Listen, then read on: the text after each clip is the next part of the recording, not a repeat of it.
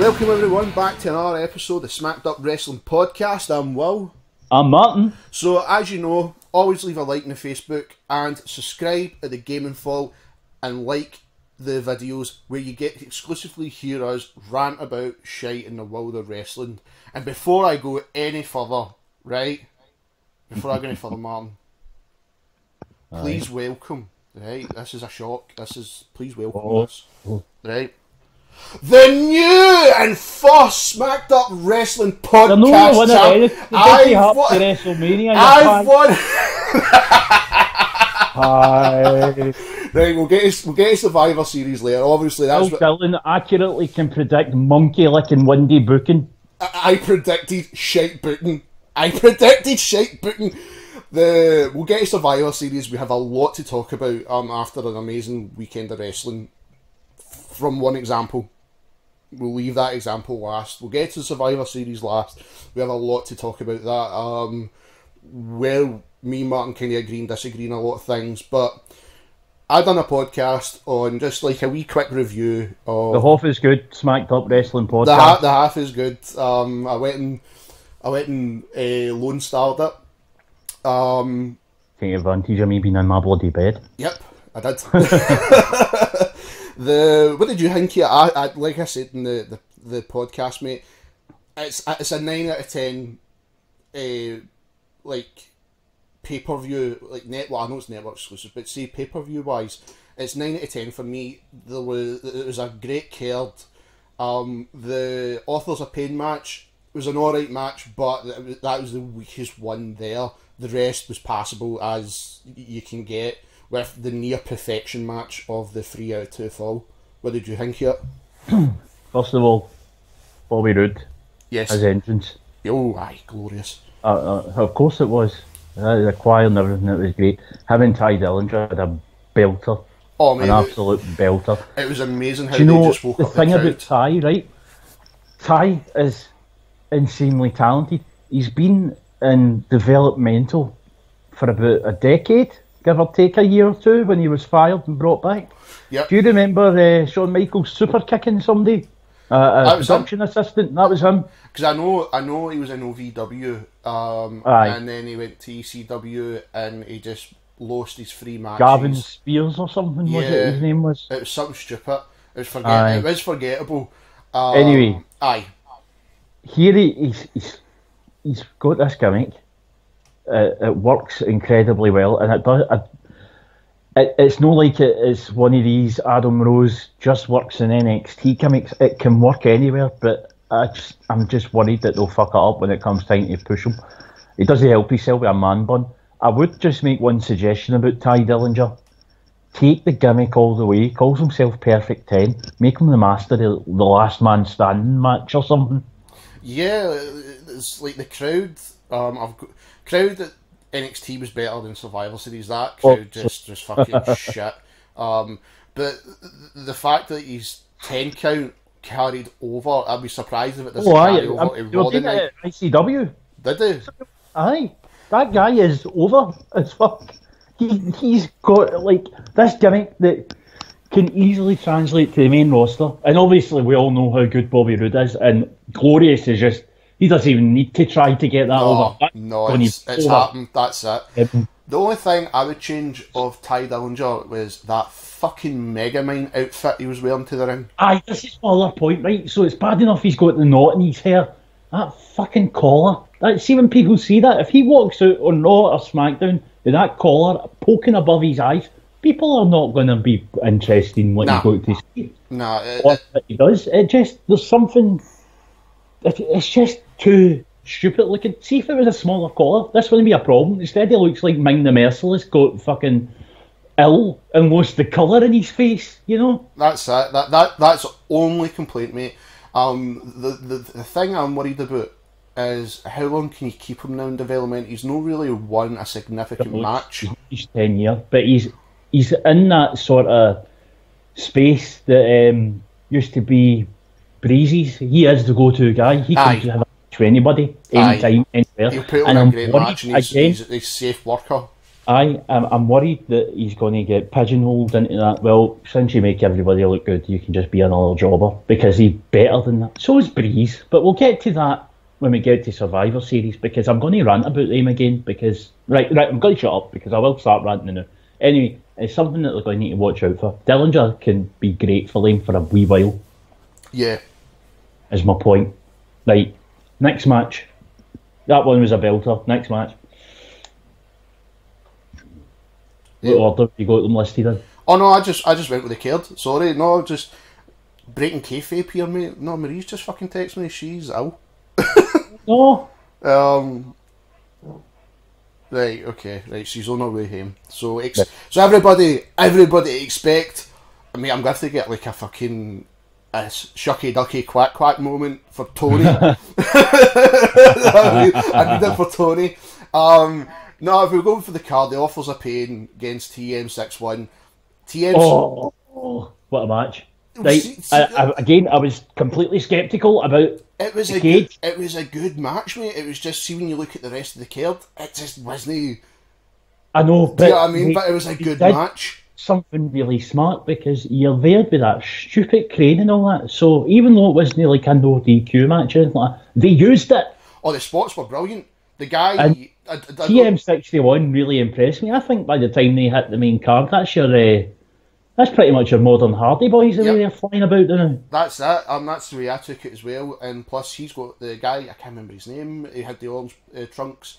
He's got a berserk. Yes, he does, and that's what made me go, you know what, mate, you're all right by me. That's what I said. I know, and like I said in the podcast, mate, cool people have the tattoo. I've got mine on show. He doesn't. He hides his. Pansy should be on show. I've not been branded yet. Oh, fuck, I've got too many. No, it was a good show. By the way, if you don't know what Berserk is, sort your life out. Aye. That's what they say. Think of your life choices. Aye, think about them. I'm not going to say kill yourself, but at least... No, even better, mate. See if you sit... Take a hammer to your horn. See if you sit and you love Dark Souls, and you don't know what Berserk is, think about your life choices. I'll put it this way. My wee cousin Michael, no patience for nothing. He sat through the 3 films in a row after I showed him like a bit of the first one. You know, this inspired Dark Souls and Demons. So that was him. He was fucking hooked. He loved it. I've only watched the series. I've not watched the movies yet. You need to watch the new series. I know. I'm going to have to. Send your YouTube link because some genius, right? I don't know how legal this is, if it counts as a parody work or if it's just get me sued. He cut the films and the TV series together. Seriously, to make it closer to the manga. Oh, cool.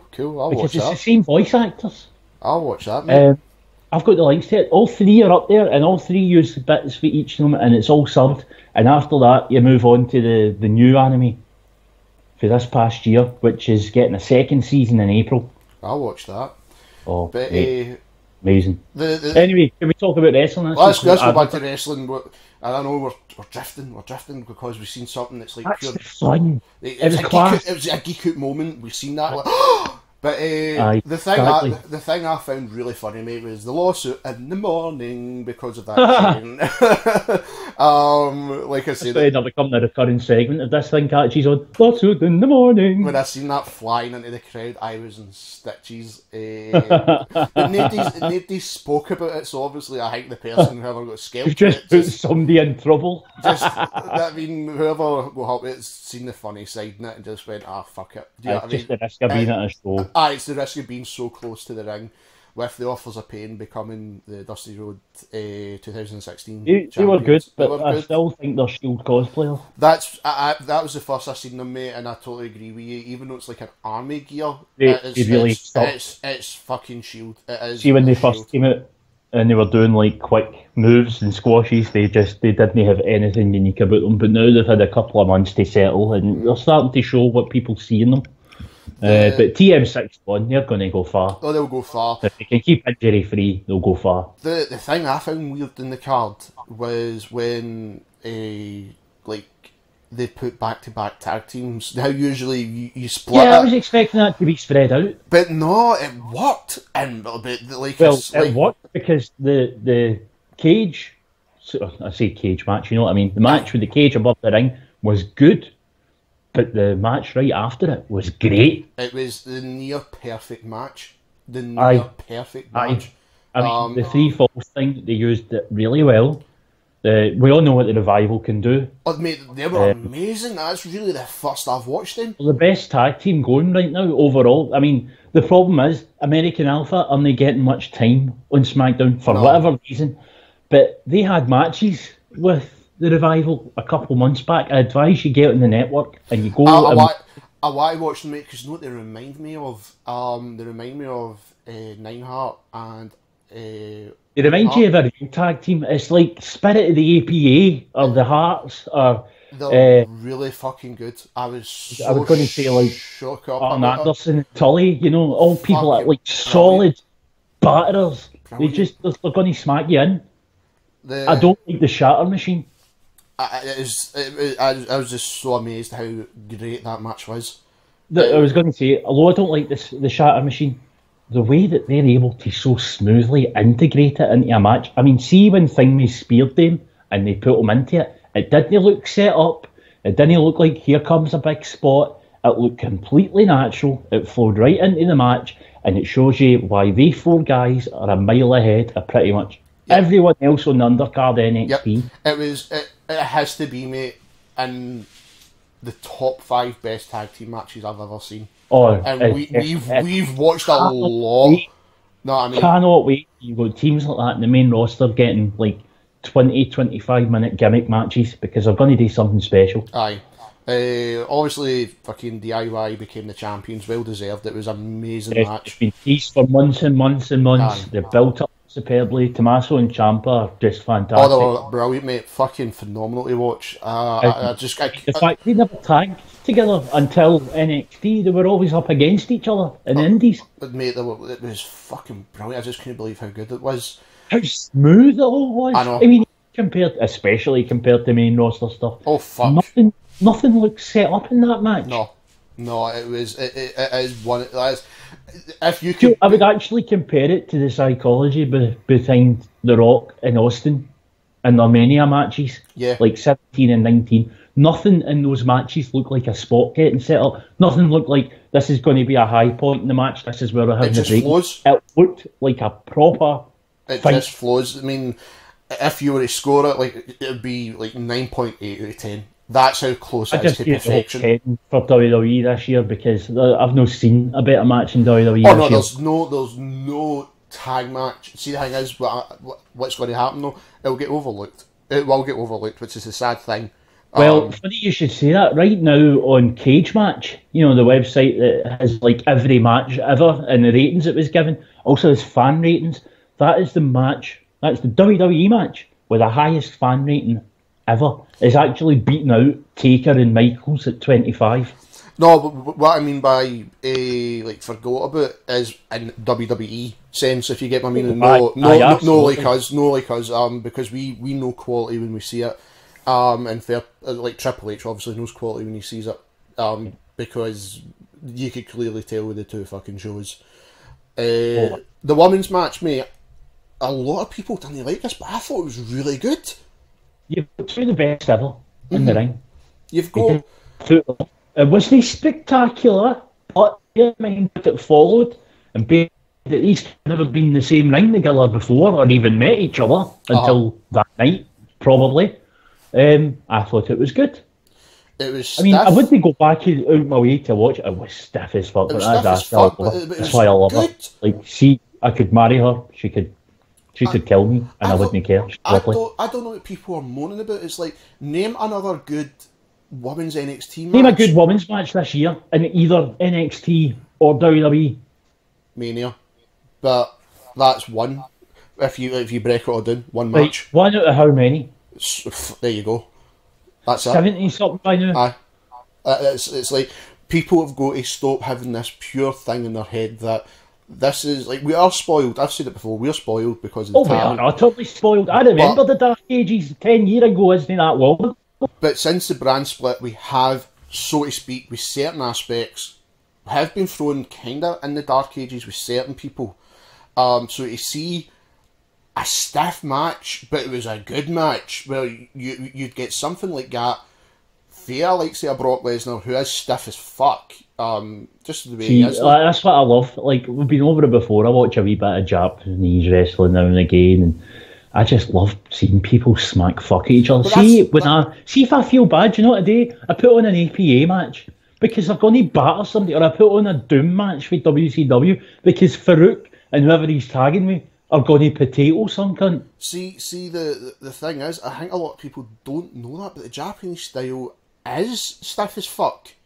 So that's why somebody like Nakamura can get dropped on his head day in, day out, and get up straight away and not have any damage for it because they muscles run about there, because all to make it getting dropped in your head. I mean, so Asuka picks up the win. Then we get the main event. Mate, I still don't see the appeal of that entrance. I still don't see the appeal. I don't understand you as a human being. Then I knew you were going to say. I knew I was going to get shit for it. I just don't see the appeal. Rightfully so, might add.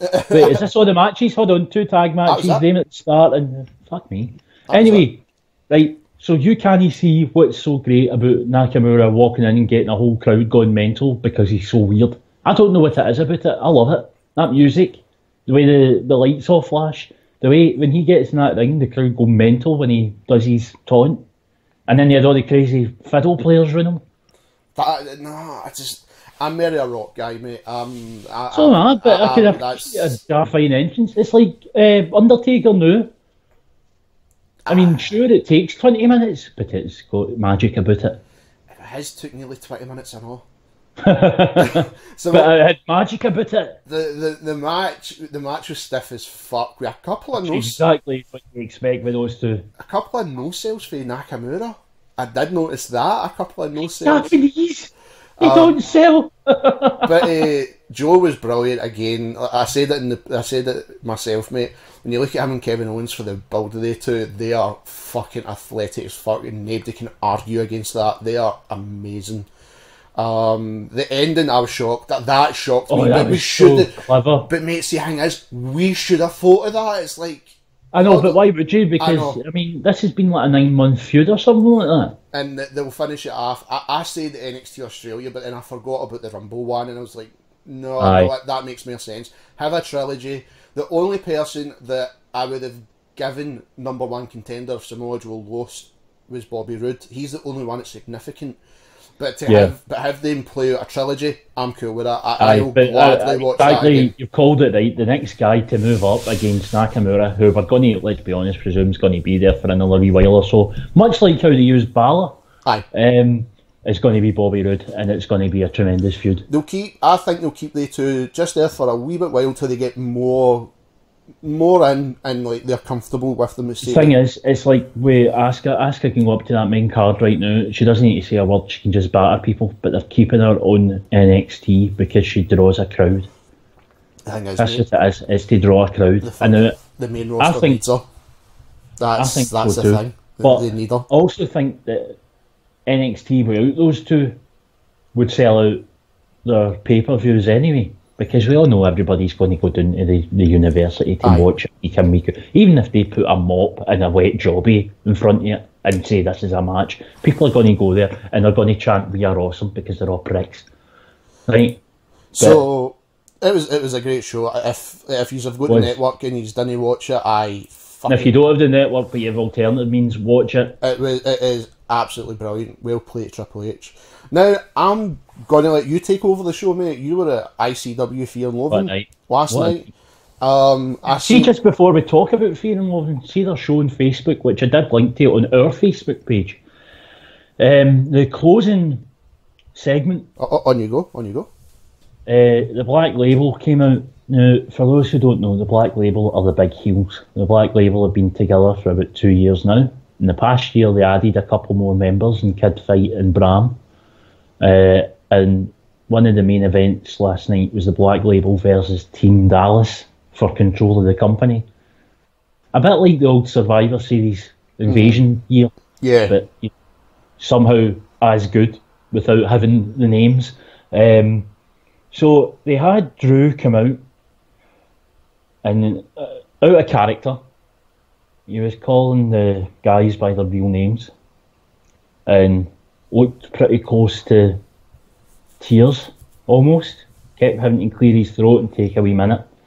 And he was explaining that a couple of months back, he'd taken a bad bump in his back. He broke 2 vertebrae near the neck, and he wouldn't be able to do the Hydro show, and he wasn't going to go to the Hydro because he couldn't even bear watching it without being a part of it as much as he loved everybody. This brought Dallas out, you know, and they're all just the 4 in the ring. Some wee fanny shouting in the crowd to get him chucked out. I seen that. Aye, the crowd are all in shock. Drew's got his deadly, serious, sombre face on, and Dallas gives him a hug, goes to leave, and Drew boots him right in the head. He caught everybody out. He caught me out. He caught the ICW regulars out. He caught me out. Red Lightning delivers the best put down on commentary I've maybe ever heard, because he ran straight over to the commentary desk, he grabbed one of the headsets and he goes, "Ah ha ha, ya fannies!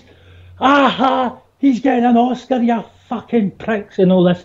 And then out of nowhere goes, "And what about that tube that got chucked out because he thought it was real? Ah ha ha ha!" It was amazing. It was brilliant, mate. It was that's the thing. Like you said, they don't insult your intelligence compared to WWE at times. I was caught out, and you know what? I sat there. I was watching it with the family. And I was sitting there watching the telly, and I was going, big smile on my face because I'd been caught out, and I'm too cynical for that to happen, you know. And I was just sitting there going, "Bastard!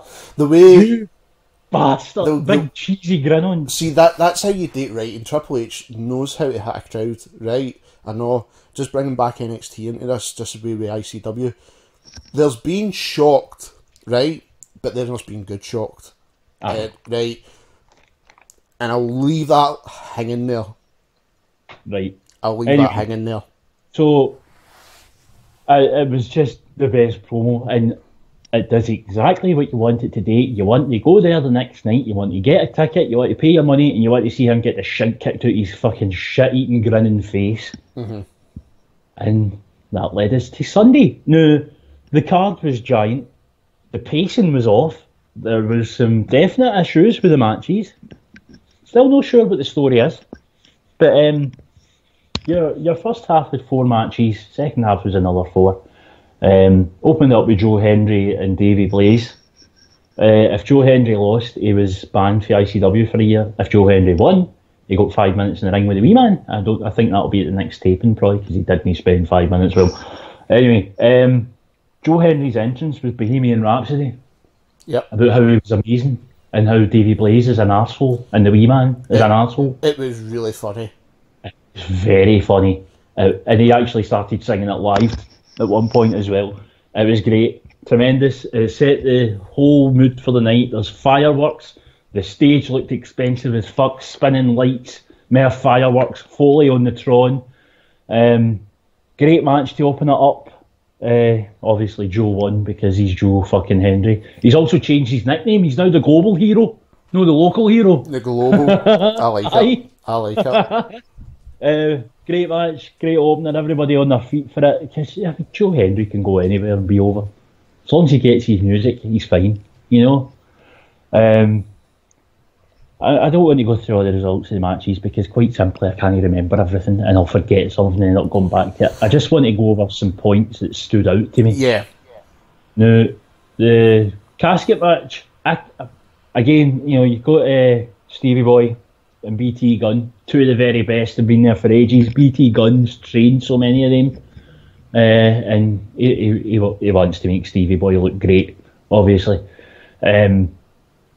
It felt like it was very stop-start, like every time momentum started, one of them would cut the other off and all that. Great moves. Stevie Boy wins because Kaylee Ray helps. Speaking of Kaylee Ray, you didn't happen to see the women's triple threat, did you? No, I never seen any of that. Oh, what a match.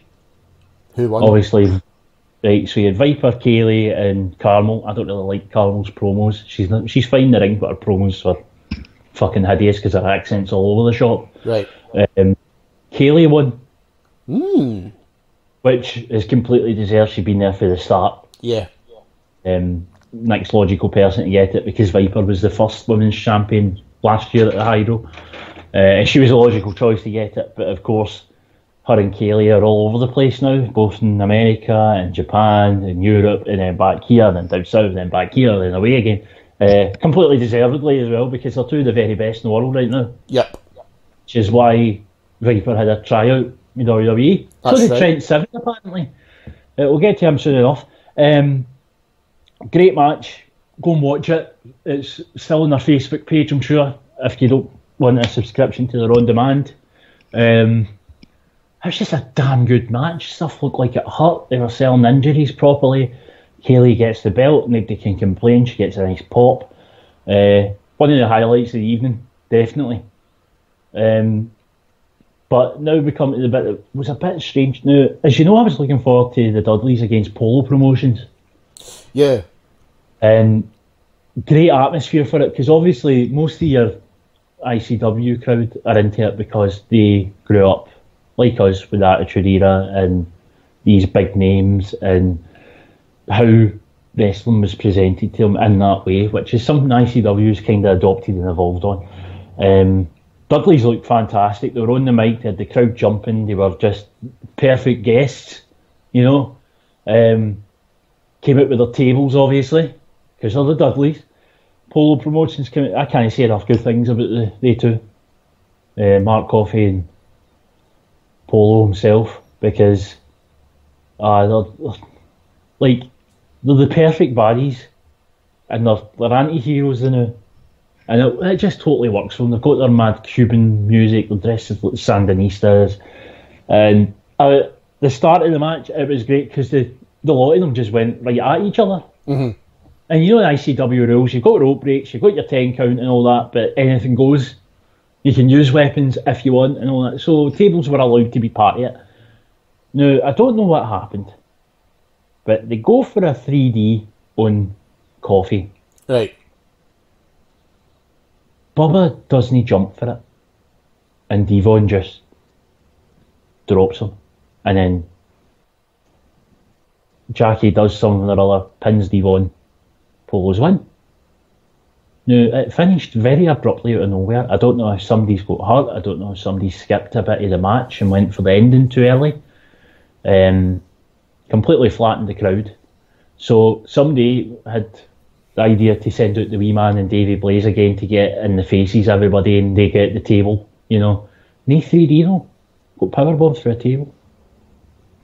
That's weird. It was very strange. And the two tables that they brought out in the first place didn't get used. I don't know what happened. I really don't. It's very weird. And like everybody was saying the same. You go on Twitter, you'll see the same. Just like everybody like that. That's quite strange. But did somebody skip a bit? Did somebody fuck up? Did somebody get hurt? Nobody knows. So that brought us to the interval where you've got what our new Facebook picture is. The banner picture. Yep. Your dad sells Avon. Yep. No, the second half had better quality matches, but they were all far too fast.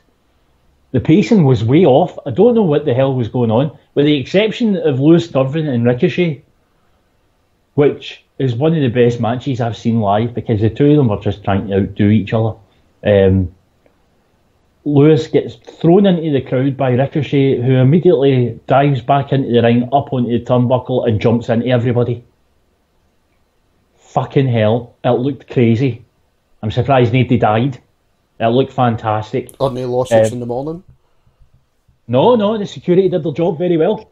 Again, like, amazing. Just a great match between two young guys who can fucking go, and Ricochet did the job. Which was weird. I was expecting it, but again, if you're going to use imports, you use them to elevate your own guys. That's exactly what they did. Now, the cage match, right? I know I'm just skipping through quickly here because we do need to get to Survivor Series, and ICW was the better show, by the way. But as much as I loved them, you need to be honest about it. Yeah. The cage match, I would honestly like to know who came up with that ending. Two tables were outside. Wolfgang came out on his bike and all that. I seen the ending. I was a bit, what the fuck? I know, that's what I'm saying. Because him and Trent Seven are on top of the cage. Trent Seven punches Wolfgang. Wolfgang takes a dive through the tables and wins the match. And Trent Seven sits there for 5 minutes with his head in his hands going, oh, fuck this. No, Trent's great. Trent's incredibly likeable. Trent is like the only Englishman to have the crowd behind him in ICW ever. I don't understand that booking. I mean, is it really so bad for Wolfie just to deck him and get out the ring, or pin him, or submit him, or leave through the door? They had to do it that way. I mean, it makes the boy look like a fucking idiot. You know? I mean, obviously go for shock factor, like we said again, but that's it. Like, your ICW are the hardcore. Well, that's what I was going to say. It's like you've got your shock factor in the sense where you like a wee outcome, but the way it was done, it made the new champion look. I mean, his face, isn't he? Aye. So I'd expect that for a heel to win it that way. That's to me how a heel wins. There's some way where the face will fuck Wolfie up. is a heel, but Trent Seven was a good guy. It was weird. But it makes Trent look like a bloody idiot. Aye. And why? I don't want him to be regarded as an idiot. I want him to do his best to win and come up short if he has to lose. Aye. Instead, he just look like he didn't understand the rules of a fucking cage match. But again, it's the old WWE thing where maybe it's part of a story. Maybe Trent's gone to WWE and they were going to give him the title. I don't know. But I didn't like it. Also didn't like their booking in the last two matches in their match order, because the main event ended up being Coffey and Angle. Now, I understand why you put Angle in your main event, because he's cut fucking Angle. But the match people were most desperate to see, the one they'd bought into most, was the 100% Control. Yeah, that was the one, like I say to you, that was one I was more interested in. Everybody was wanting to see what happened, because it was a well-told story. It was a year long, and it was a good match. Again, far too rushed. I mean, you get in the ring, DCT's out almost instantly, and Kid fights out straight after him, and it was just really weirdly paced. And the other thing that really annoyed me, though, was because, like, you got your entrance and the heels, they'll come out together, giving the crowd the finger and all that, being dicks. And then the faces came out. So you had DCT and Coach Strip come out, great pop, crazy people dancing, all dressed up, disco balls, blah, blah, blah. Then Dallas and Renfrew come out together. And then they have Grado come out. Sorry, I've missed out Sha Samuels, who's got one of my favourite entrances. Sha Samuels came out, then Dallas and that came out. Grado come out just a wee 5 minutes after Renfrew and that, or a minute or so, because they couldn't use like a prayer because Madonna's a cow. Mm-hmm. Sha Samuels and his Sha Life song, I'll never get bored of seeing that. It's so funny, because he does his cockney geezer dancing, like the running. You've got your Phil Daniels sounding like singing Sha Life. It's just great. It's just fucking great. Sorry, it wasn't DCT at first, it was Sha Samuels, which pissed me off, because I think Sha's great. I really do. And I wanted to see Merriam last night, because he's worked hard this past year in ICW to get... I mean, this is like his first face run. He's just a heel because he looks like a baddie, he's shaped like a baddie, he behaves like a baddie, but ICW, it's his first face run, and he's doing a great job with it, and he's having so much fun, and you can see it on his face. Anyway, match pacing was bizarre. It does have one fun fact now, though. Because obviously Finn was there and getting involved, he came out, he hit Drew. Mm-hmm. It cost, like, after Jester had walked out and Drew gave Finn the weapon. Finn hit Drew loses to Renfrew, which means that a WWE World Champion battered a TNA World Champion in an ICW ring. Yep. Now, the last time any kind of interaction like that happened, it was ECW, and it was a WWE guy in Taz taking on a WCW guy in Mike Awesome in an ECW ring. Like you said, it was a great fact when you actually looked at that. It was like you said, it was a WWE champion against a TNA champion in an ICW promotion. Aye, you couldn't write that at all. And do you know what else? This is the other thing that I was really surprised at. Now, see when like the likes of Evolve or whatever have like Regal do a guest appearance. Like last week, Regal appeared on Evolve to offer. It might have been one of the DIY guys. I can't actually remember. Who was it? He offered somebody a contract in the ring I can't remember. His name's just went right out of my head because I'm senile. They cut the pay-per-view cameras and they went to an ad. That was only for the live crowd. See, last night, Finn and Mick's pre-recorded bits, which were via satellite, of course, right? They were all on the camera. Finn getting physically involved was on camera. It was shown on the pay-per-view. It was shown on Facebook Live. WWE didn't need to do that. They could have said, you can use these two, or you can use this footage, and you can use Finn, but you can't show him on the camera. And it would have been in every right of theirs to do that because of their contracts with the guys. But they let them use them. They even sent over Finn's music. Yeah, video. That's what I was going to say when I seen... They sent over the Dudley's music, I believe. They didn't even cut Angle's music, but the Dudley's music, the, get the table thing, sort of rap rock thing, that was used. WWE had no reason at all to let them use Finn on camera. I mean, I probably imagine that was the only best thing they'd done last night. But it's such a nice gesture of them. Oh, aye. Compared to what they've been playing at, pulling Mick out at the last minute, running the hydro in spite of them. And they had no reason at all. They were completely within the rights to say he can be there for the live crowd. But they didn't. Instead, they let it all go. They let it on camera. They let them get physically involved. And that was a great gesture. Yeah. And hats off to them. They didn't need to do that, and they did it, and it made it an even better show for it. Good match, don't get me wrong. Blew the roof off the place. Everybody was dead after it, which is a shame they sent out Angle and Coffee. That said, Angle's reception, because they had the knockoff music of his old medal tune, you had 6,500 people shouting, "You suck." And it was like 10 years ago, or well, more than that now, I suppose. 12 years ago. It was just great to see. Mm-hmm. And it was a great engine. Now, I was a wee bit worried about how Angle would be in the ring because I think it was Rev Pro he was against Will Ospreay for a few months back. Uh-huh. And it was the main event. They had a match. He took minimum bumps. Didn't really do too much to put himself in danger. See, last night, he put everything he had that he was capable of. He was going off the top rope. He was delivering and taking German suplexes on his neck. He was running about the ring. He was doing the ankle. He was doing all the big moves. He didn't need to do any of that. Because he could have been there. He could have coasted by nostalgia. He could have done his big two moves and he could have fucked off. Instead, he made Coffee look great. So he didn't do what Brock Lesnar done? No, he didn't. He made Coffee look great. He put on a great show for the crowd. He tapped, which I've not seen since I think against Cena in 05. That's right. And after the match, he could have just buggered off. That's him. He's done his bit. He's got his money. No. He gets the mic. He says thank you to Joe. He says thank you to ICW. And he says thank you to the fans for giving him such a great reception. And he gave a lovely wee speech. And he turned to Joe and he said, "This isn't the last time we're going at it." No, I'm cool with that, dude. Definitely. So, definitely. Your night was good. It was great. It was good. They're going back to the Hydro next November. Yep. For Fear and Loathing 10. I want to make that one. I do want to make that one.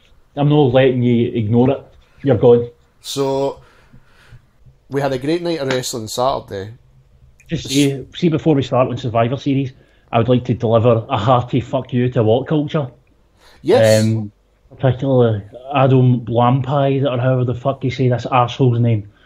Now, last night during the pay-per-view, some segment with Stefan, I'm not sure exactly what one, because as you know, I started watching it, I went to my bed, I woke up, I watched the rest. For absolutely no reason. Now, I don't know why he did this, I don't know what the fuck the guy was thinking. He writes, "I bet Stephanie's wet as fuck right now." Now, I went back and checked the context. It was during one of the backstage seconds. She's got the guys there, and that's what he hit us out with. It wasn't funny. There was no need for it. I just don't like What Culture, mate. If they want to message us and like, why do you not like us or start shit, feel free. I don't care. Well, look at your fucking that you later deleted because you knew it was too far and it wasn't funny, and that people would look at you and go, "This guy's a prick." It's not even that, mate. What segment? 'Cause the only segment Steph was in was with Foley. That's it. That's the only segment she was in. That's the only time he did it. Oh, fuck him. Guy's a prick. No, I will just say also for him, see, as is the thing before an ICW show, they get Billy to come down to the ring, Billy Kirkwood.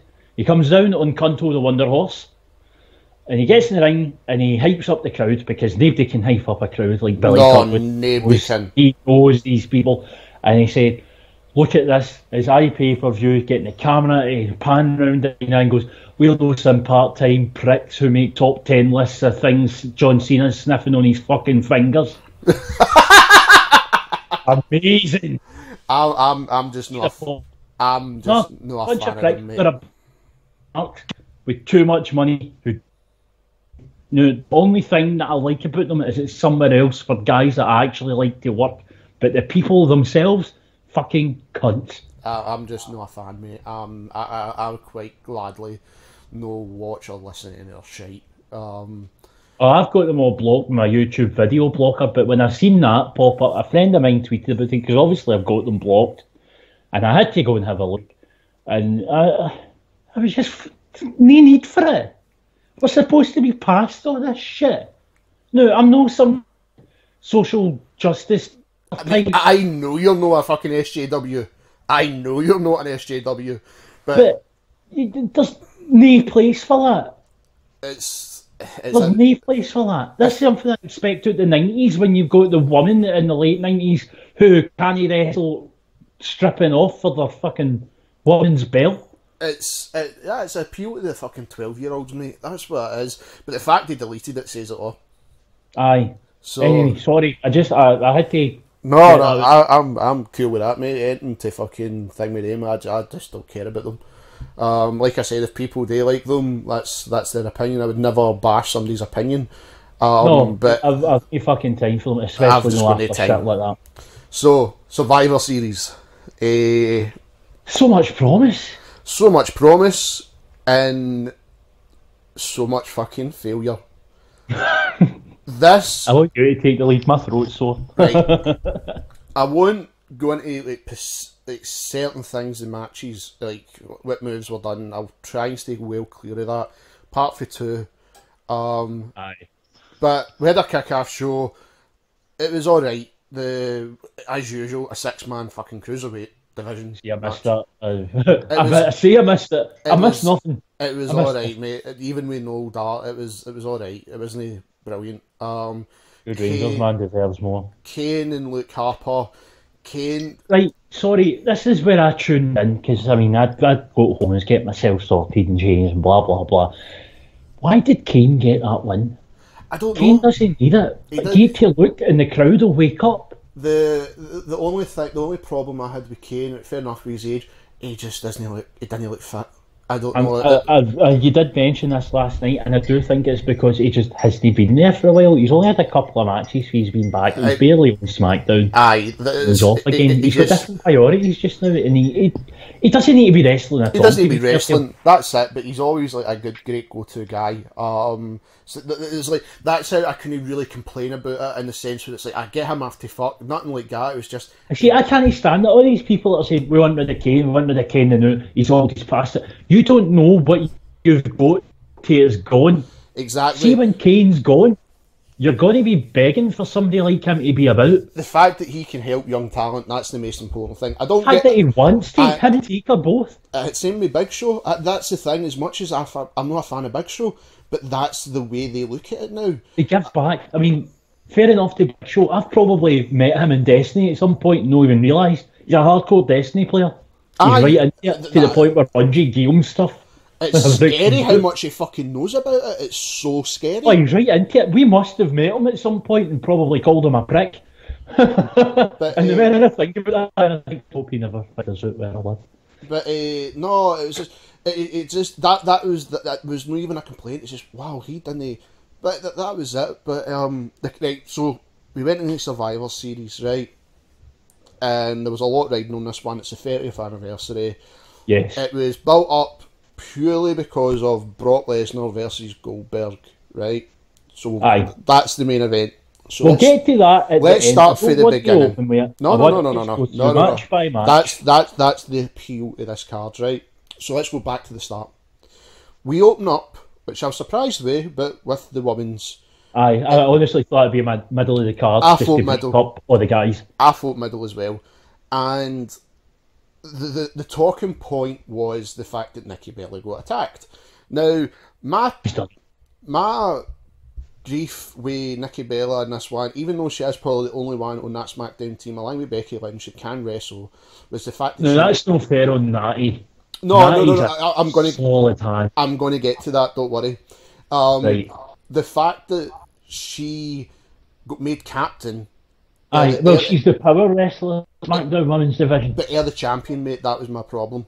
Aye, absolutely agree. That was my problem. Charlotte was the champion on Raw.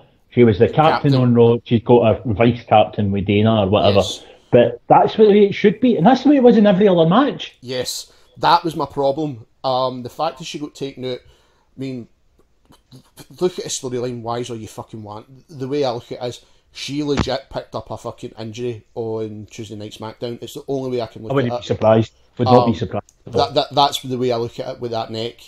So Natty got drafted in, made more sense, and it was a clusterfuck till all the shite got put out. Alicia Fox should not fucking wrestle. No. We did two things. Screeching. Carmella. I'm sorry to that's it. I like Foxy. I've got a lot of time for her. I think she's a good person because all the stories I hear about her, she goes out her way to help people, whoever they are, wherever stage of life they're in or what their circumstances. She goes out her way to help. And she's just a genuinely wonderful human being. But in this era of women's wrestling, she has no business.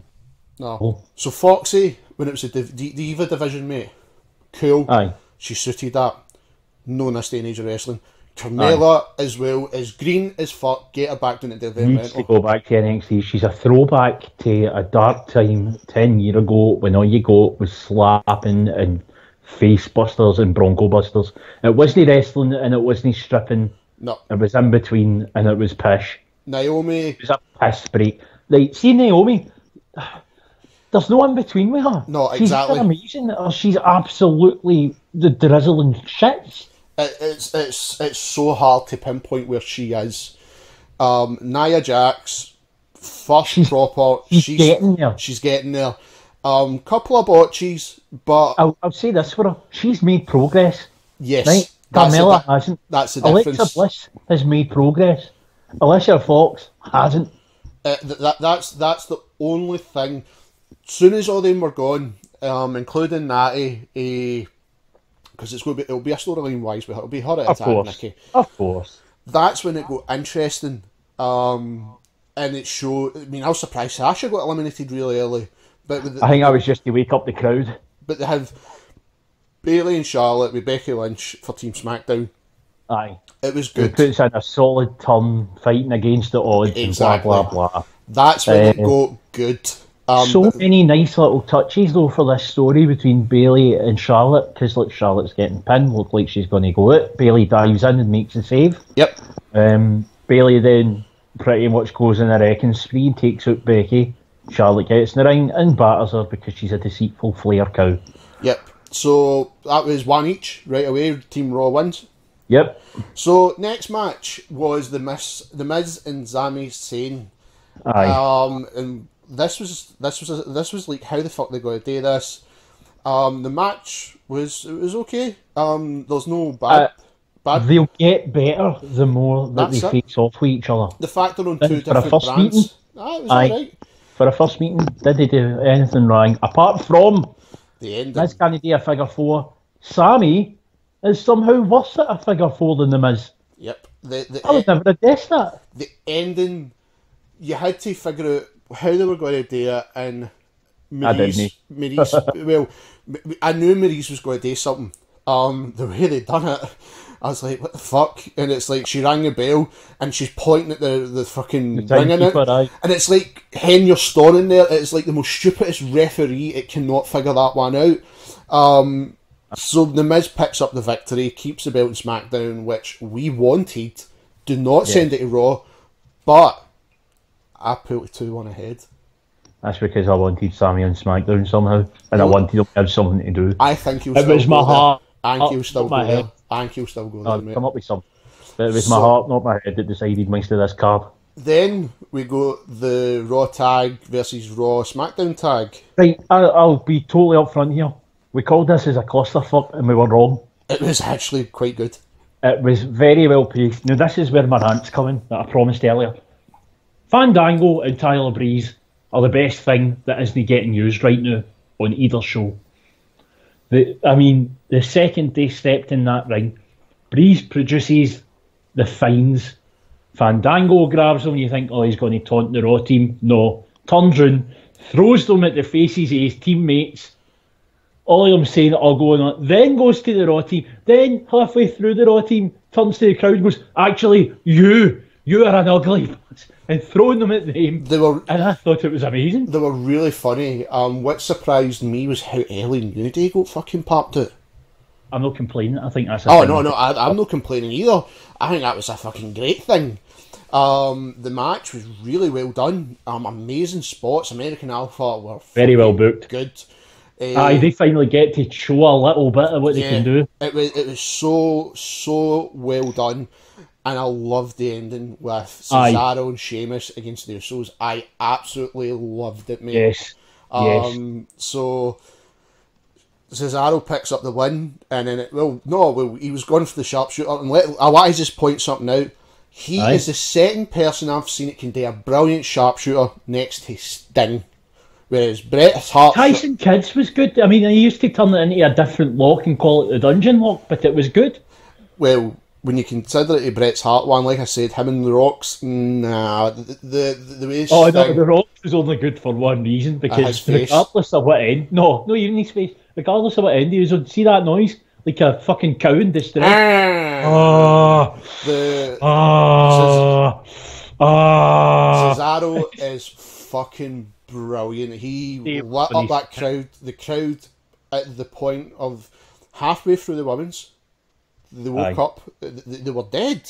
Even the entrances, apart from the main ones. Killed by Kane and Luke Harper in a shite cruiserweight tag that they do every week. The crowd were shite. They were awful. But like I said, they woke up with that.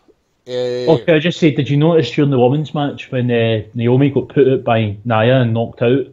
Every time the ref went to count a number, they went 10. Yep, so that's what I was saying. That carried over. I really enjoyed that. The next match was the cruiserweights, and this is where things go interesting between us two. Interesting's not the word I'd use. That was interesting for me. Fucking horror show made by Hammer themselves was closer to it. I genuinely believe, mate, without the interference... I believe what we watched last night was probably the worst thing to happen in 2016, including the death of David Bowie. The way it was looking... And Alan Rickman, actually. That's how... The way it was looking, I genuinely thought that Kalisto wasn't going to win. I'm not talking about, like, the way it panned out. Why it made sense to me they might not win was because the IC belt was staying, so there was no point moving another belt over. But you still got the 205 live thing getting recorded live on a Tuesday. I've no doubt that either on Raw tomorrow or Raw next week, I think something with that will happen, but I didn't think it was going to change hands at Survivor Series. Well, I honestly thought it was going to be the way I thought it, because it was smart. It was smart. I mean, I forgot that when you take something unexpected and run it through a retard machine, you get WWE's booking. When I seen this happening, I thought, fuck, you've called it. You have called it, but in a different way. You've got it right. And then what happened... I think Baron Corbin fucked me. He fucked you. Big Baron Foreskin fucked you over. Baron Foreskin. Boring. If people didn't listen to the podcast, basically Martin's... booking for this match. This was a great fucking booking because I like talent. It fucking threw me off. It threw me off because I never thought of it. was Aye. Kendrick, being the sleazy person he is, would say get put out of the ring and go for a count out. He retains the belt, but he loses. So SmackDown goes, the Cruiserweights go to SmackDown. It made perfect sense. Certain points in the match I thought was coming true. There was one point he was getting counted. I was like, fuck, Martin was right. Kalisto throws him back in. Then Baron Corbin shows up. Fucking disgrace. Hits Brian Kendrick first. Fucking disgrace. Then Kalisto. So I'd like to thank the WWE writers for listening to this podcast and deciding that they don't like me. So... Cunts. Cunts. Obviously, now I've pulled well ahead. That's me. I'm, Cunts. 3-1 now? It's only November. It's only Get it November. out I'm yourself. still 3-1. But see, mate, see, all joking aside, like, we had a good laugh about this. Aye. All joking aside... Don't ruin the kayfabe. No. You've had... No. Hear me out in this one, right? Who the fuck wants to see Corbin against Kalisto when it never took off in the first place? I can answer that question right now in 2 words. Vince McMahon. Nobody was interested. It didn't make sense to begin with. Nobody Killed cared. an already dead crowd. And that was it. The crowd were just dead. They were dead. And then, thank fuck, we had our fucking men's singles elimination match. Thank fuck we had this. Because that was fucking amazing. Amazing.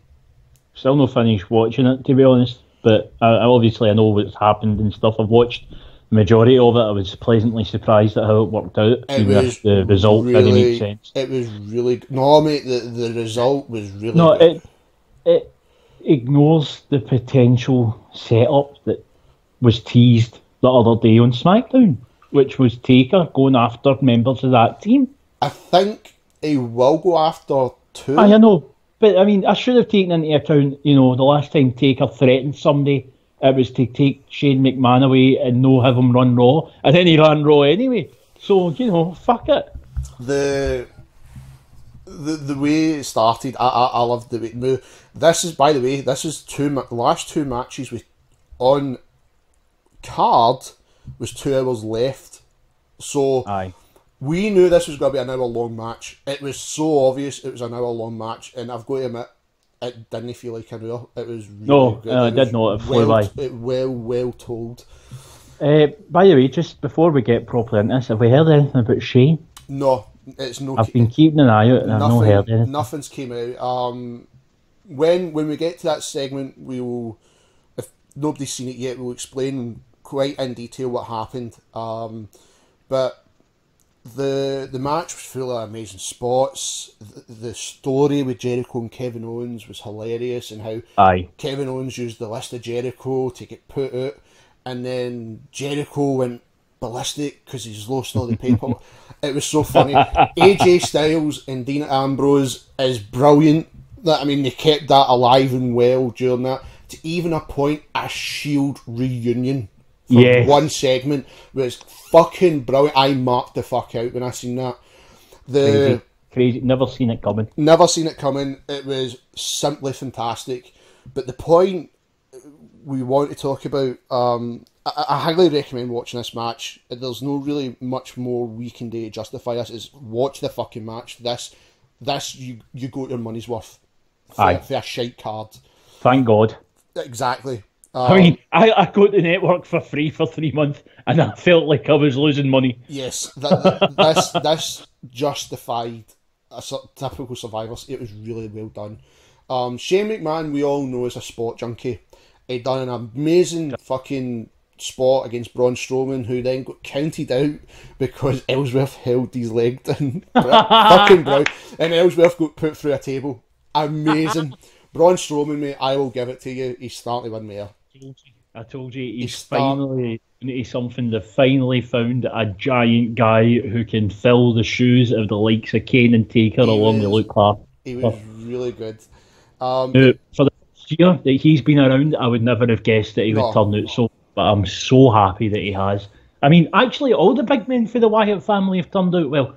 I mean, Rowan, he got that limited singles run. But he showed enough of a character where there's potential for him after he's done with it. Luke Harper, you all know how good he is. Yeah. We all know how good he is. One of the best they've got. Never use him, just like Cesaro. He's forgotten for no reason. And now you've got Strongman, who fortunately is getting a chance to show that he's a big giant psycho. Yep. The thing with Shane McMahon, he is a sport junkie. He was actually really fun. We know he's not a talented wrestler. He's not a wrestler, right? But he's fun to watch because we know how crazy he can go. And he took some abuse last night. He took an amazing boot to the face for Jericho. Aye.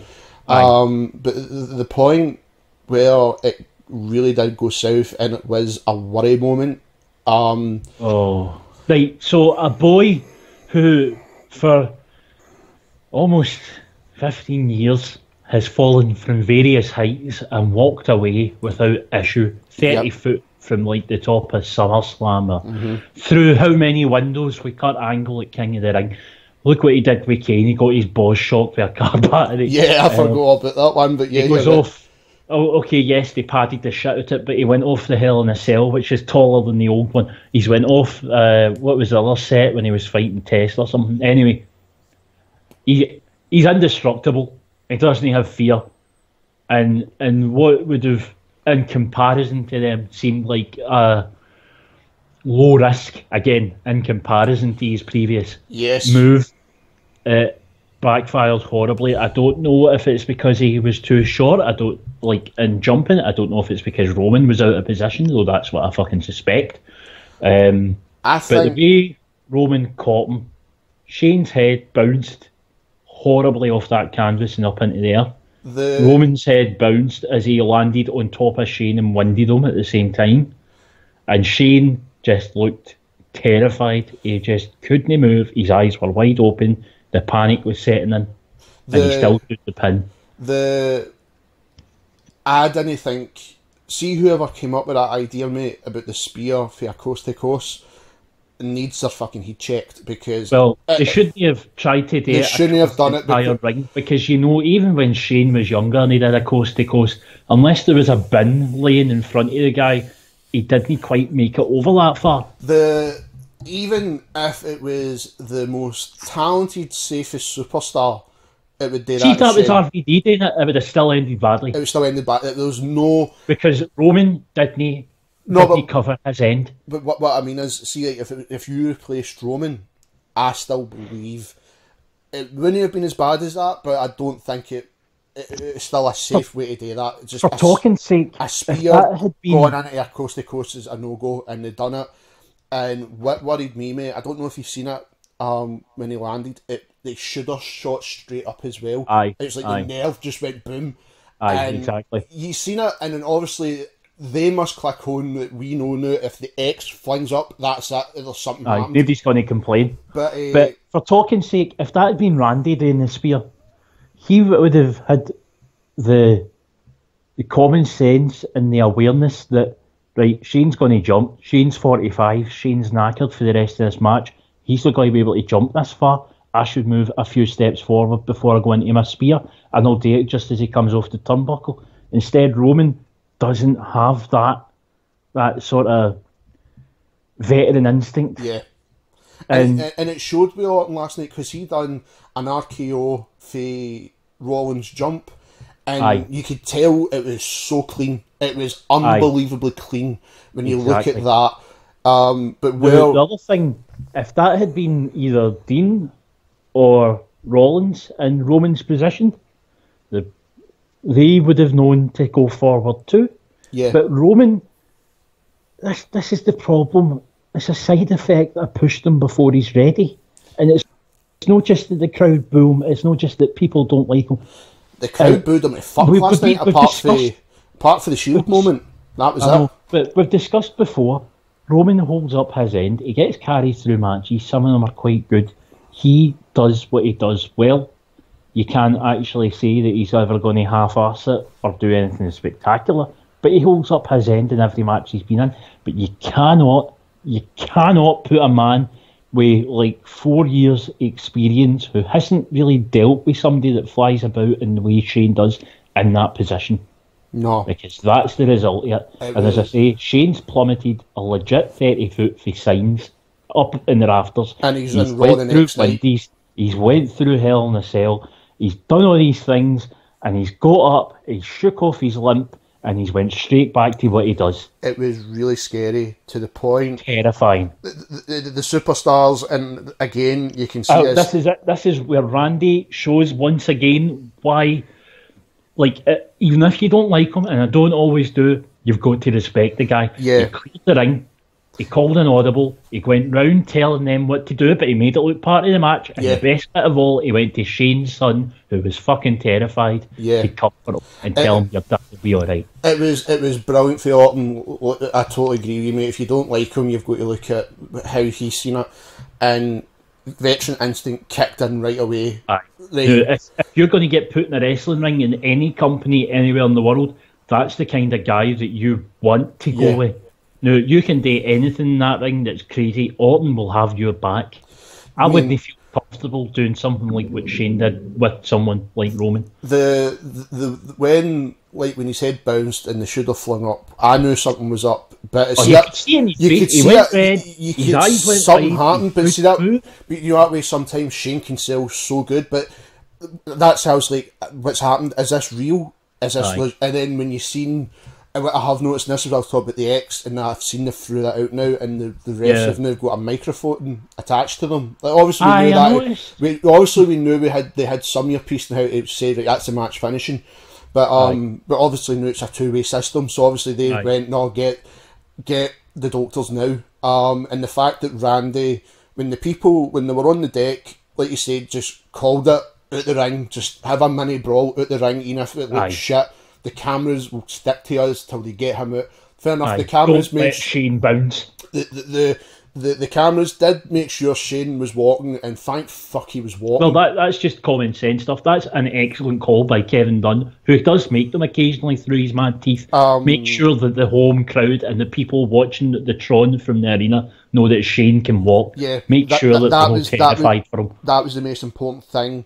And you could see when he went past, I don't know if you've seen it at the corner of your eye, but I quickly seen it. And this must have been the bit where he went to the children and said to them, your dad's all right, because he hit him in the back, like you'll be all right. And you can see after that, Roman was sick. He knew he fucked up.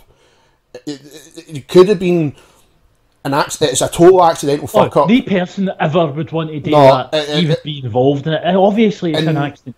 And he must have been terrified. Not just, and I don't mean for like oh god, there's my job away. No, as a human being, and you actually seen it in the rest of the wrestlers. They were fucking worried because they thought Shane was paralysed. Because these guys put on a brilliant fucking story, a brilliant match, and something like that. It happens in wrestling. You don't like seeing it, and especially. The circumstances that happened, it was just a complete freak fucking accident. But Roman has got to learn some of these spots. He's got to. He has to stand up for himself in the back. Now, I'm sure that Shane and him discussed this and went, it'll not be a problem. I don't think Shane was really expecting to be as knackered as he was, as quick as he was in the match. His tank was empty. You could see his tank was empty. The thing is, though, it totally added to the match because here's a guy that's out of his depth and he's leading his troops. He's in there, the front lines with him. He's doing what Vince would never do, and it sold the story. But if either of them had even the slightest inkling that could have happened, one would have said no. I've got to think that even with Shane being like, one of the senior people, Roman would have said, I don't think that's a good idea. Yeah. I don't feel comfortable doing it. Either get one of the other guys or cut it out. I really don't think we should do that. Yeah. I would like to think he has the presence of mind to say that.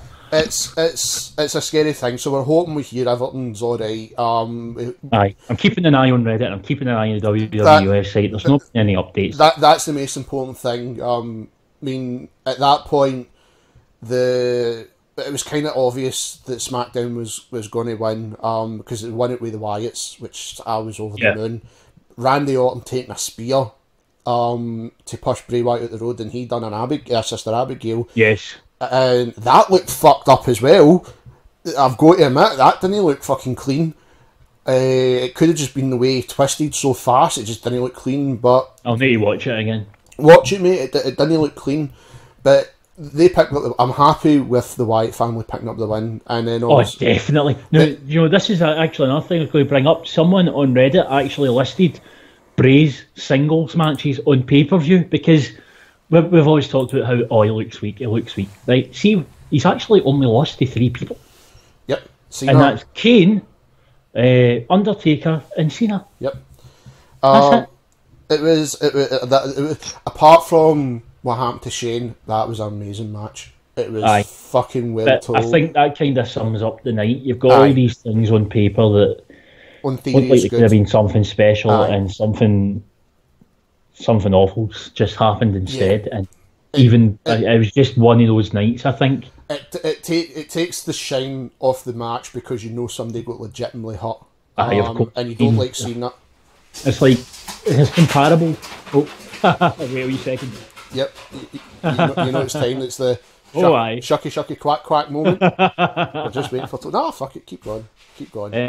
I mean, it's like when Edge happened, you knew what happened to Owen. You weren't sure exactly what state he was in, but the rest of those matches, it just didn't feel the same. No. It was. I'm not going to debate whether it was right to keep the show on or no. That's not what we're here about. There was that horrible feeling like I can't really enjoy this until I know what's what. Yeah. Fortunately, we only had one more match at that point. But even for the rest of that men's singles, you know what I mean, the men's tag. It took a shine off it. It was winning over everyone. Yeah, because it's and that. I'm not complaining about it, of course. No, it's one of the things I think everybody would agree with everybody in that one. It took the shine off it because you're legitimately concerned about somebody's well-being, especially when they do this to entertain us. You'd never like to see anybody get hurt. No matter if you really fucking can't stand the person, you don't want to see them get hurt. It'd be the same with Roman Reigns. I can't stand Roman Reigns. I don't want to see him get hurt. No, never. I would never wish that on anyone. Even Baron Corbin. Nay wrestling. If you're a wrestling fan and you legitimately want to see somebody get hurt, as a human being, say, I hope this cunt gets paralysed. You're scum. Then you need to think about your life choices and stop watching fucking wrestling, because that's you don't deserve to watch it. Being a dick, beyond being an asshole, it's a special sort of realm of terribleness. And I might see things. I hope this cunt gets up. I don't mean that. No, there's ways of being wrestling fans where it's fuck. I mean, like, it's hard to put in words because it was so surreal. When I say I want somebody to die, I don't actually want them to keel over, stop breathing, and drop dead. No. So we hope he's all right. That's the most important thing. Once we hear something, we'll post it in our Twitters. So as it stands, I'm 5-1, right. And it's going to stay that way because nobody guessed the next match. Nobody guessed. Mate, the only thing I could look at this, right, and a couple of people touched on it, and I actually looked into it this morning when I was still up. Aye. I don't get bookmakers betting on wrestling. I just fucking get scripted. Well, I've got a couple of pals that do it, and they make money because they're smarter than me. I mean, I should have fucking done it last night. I nearly had a perfect card. Aye, I know. One match fucked me in. It was the main event. But I genuinely believe, mate, this was changed an hour before the show. Things to take into this match. Goldberg.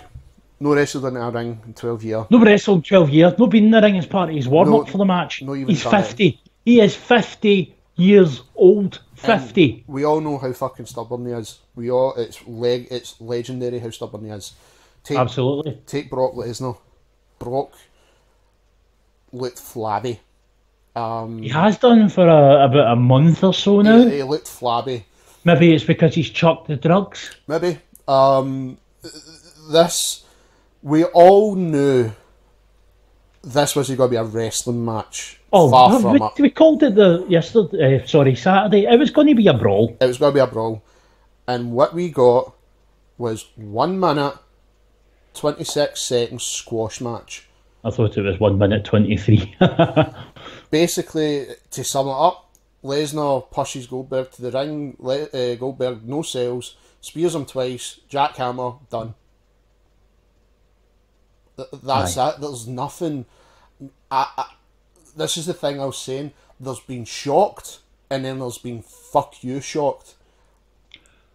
Right, this is where we're going to have a wee disagreement, and I know you're surprised that I don't actually feel the same way. At first I did, but then I actually sat and thought, now we're going back to the golden rule of this podcast.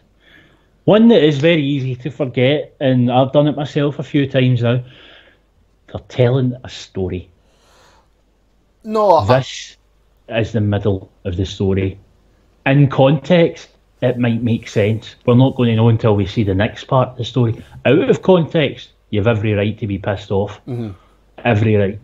Now, personally, I would not have treated Brock like one of WCW's jobbers. That said, we all know the way it was pushed back then, a 3-minute match, including entrances, was Bill Berg's specialty. He would go out, he'd see a named guy, he'd crush them, he'd leave, he'd come out, he'd see a named guy, he'd crush them, he'd leave, until he went up against Steven Regal. That was his first match. He still won it, but it was like 10 minutes. The rest of the time, he'd go out there, he'd murder someone, because you needed to know he was the fucking real deal. He was the man. Everything else came secondary to him. He was on a level above the lot of them. Now, you're quite right to be pissed off with it, because see, on paper, WWE have just told everyone that watches, and a fair few people that don't, that a 50-year-old man who hasn't wrestled or been in a wrestling ring for 12 years until 3 weeks ago is better at his job than The Undertaker. Yep, that's my problem. That's my problem with the whole thing. We were worried, was this going to be worse than WrestleMania 20? Yeah, it could be. Yeah, it wasn't. I mean, it was like one of the things, could it be? And when it was a squash, I was like, what the fuck? And I started trying to think, is he still carrying the injury? I mean, because Brock must have took some fucking payout to look weak as fuck. There's no way he done that in the cheap. Don't give a fuck. He's got his contract and gets his money. He'll get us like a percentage of the pay-per-view sales. It left me shell shocked because I just didn't know what to think. That's what they were going for. Now, this is short-term attention. Well, they're going for as much media attention as possible in the short term at the expense of the long term. Now, the only way this is going to be justified is coming the Rumble or WrestleMania when they go for the next part of this story, that they decide it's Brock and Goldberg 3. I don't see the point, because that would mean that even if Brock wins, it's still 2-1 and Goldberg's the better guy.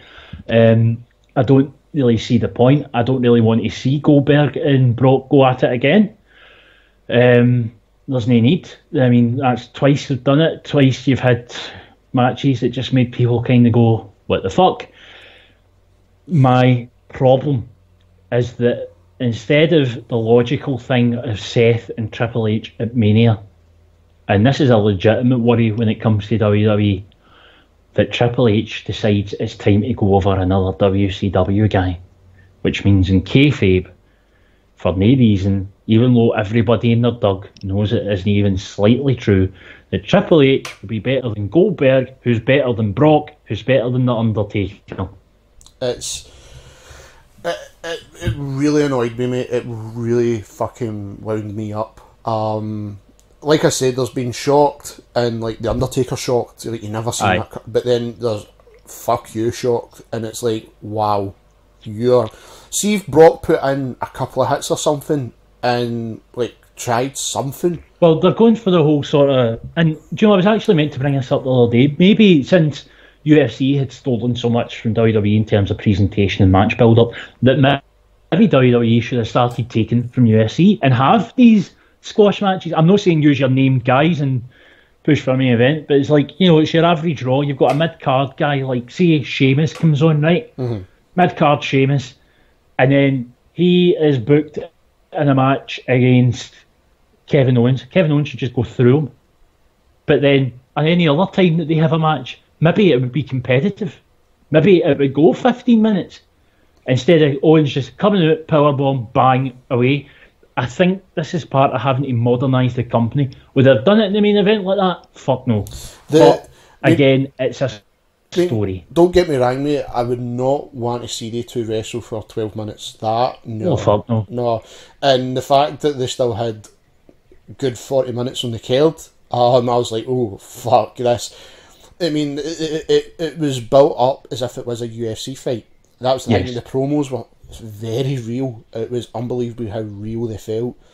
And when it happened, it was like, wow, what the fuck? If you know what I mean. If anybody thinks this is what I was arguing with people. If you think that was one of the greatest things you've ever seen, then think about your life choices. If you know what I mean, it's like, you know, I totally understand what you're saying, mate. Like, storyline wise, they've got to do something. They can't just leave. See if the way they'll get mega criticism. See if that's it. Aye. That is a fuck you.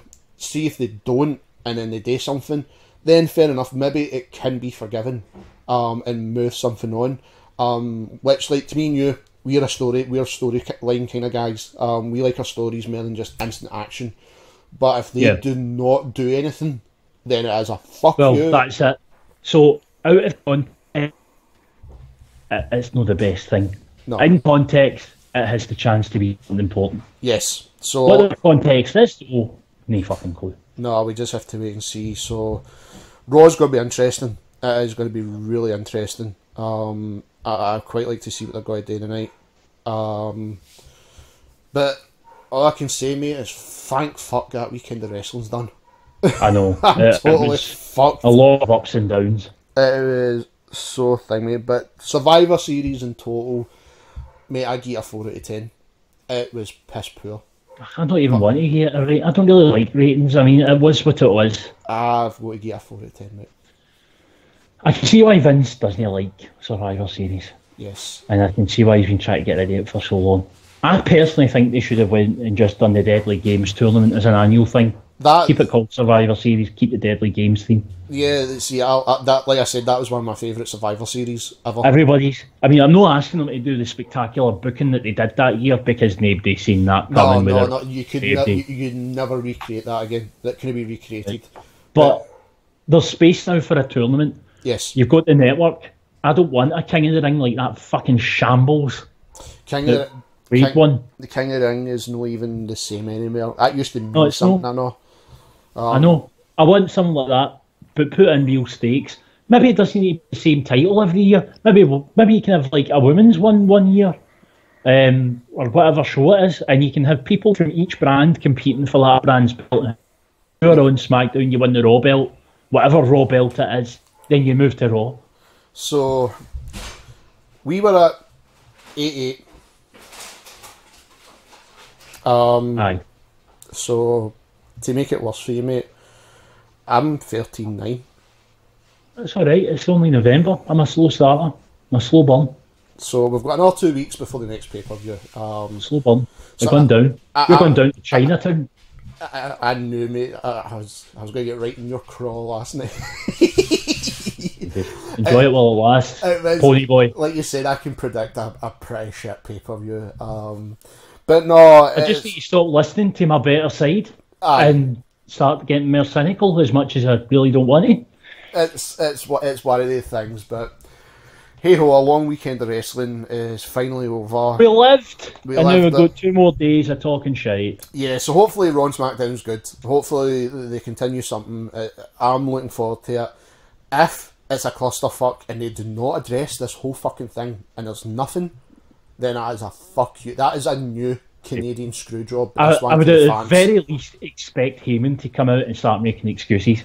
I want Lesnar to come out and just pick on somebody and murder them, mate. Aye, just kill somebody and set up something for the Rumble. Because let's be honest, Bill Berg's not back to Mania. No. That's if he is, you know what I mean? It's one of the things. Oh, he will be. They'll do a Hall of Fame thing. So until tomorrow, everyone, I hope you enjoyed a good weekend of wrestling. If you were at the ICW, watched the NXT, or enjoyed that clusterfuck last night, we're going to be back tomorrow, as usual, and we'll be back Wednesday as well. So then at least thank fuck we've got a wee break. Thank God for that. For TLC. before TLC. So as usual, everybody, please go and like us on Facebook. Go and check out the videos and pictures Martin's going to put up at ICW. All three of them. The guys do an amazing job. The guys really deserve everything that happened last night for them. They were brilliant. Leave a like on the video. Any comments, leave them in the comment section. We'll try and get back to them. Sub the channel as well so you can get to hear our sexy voices. And this has been Smacked Up Wrestling Podcast with the temporary 1 month leader, SmackDown Wrestling Podcast champ. It's called SmackDown. Oh, you fucker. An undeserving paper champion. That is a paper temporary champ. Oh, I fucked that up. No championship is decided until WrestleMania. Oh, I especially when you get the name wrong. Oh, I fucked up, mate. I just encountered it. Did you book your company around that? I fucking so. Mate, I booked the Brock and Goldberg match. Aye, I can believe it. Or even better, I was the one that sent in Corbin to fuck you out. Like coming into your house, you're going to answer the door and I'm just going to vomit on you and leave. I'm not even going to say a word. So everybody, this has been the Smacked Up Wrestling Podcast. I've been Will. I've been Martin. And we'll catch you back tomorrow. Ta-ta.